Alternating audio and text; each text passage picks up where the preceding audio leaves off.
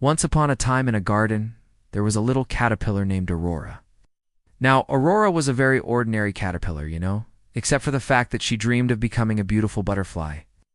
Every day she would watch the butterflies fluttering around her, their wings like stained glass windows catching the sunlight, and she longed to be like them. One day, Aurora told her friend, the wise old tree, "Oh, how I wish I could just spread my wings and fly away." The wise old tree rustled his leaves and said, "My dear Aurora, you will one day have wings. It's all part of the great mystery." Now, even though the wise old tree had said these kind and encouraging words, Aurora couldn't help but worry.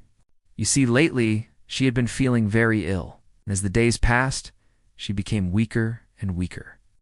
One day she felt so ill that she had to crawl into a little hole and snuggle up into a ball.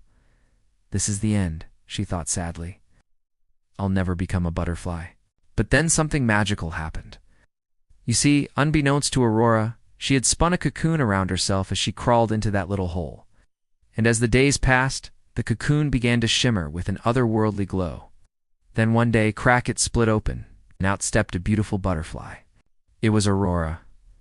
She looked down at her wings and gasped. They were even more beautiful than she had imagined. At that moment, she knew that the wise old tree had been right all along. It had been part of the great mystery. And now that she was a butterfly, she could do things that caterpillars couldn't. Like, for instance, she could fly. So Aurora, the butterfly, fluttered her wings and soared into the sky. She flew past the wise old tree and said, "Oh, I can fly. I can actually fly." The wise old tree rustled his leaves and said, "Welcome to the club, Aurora."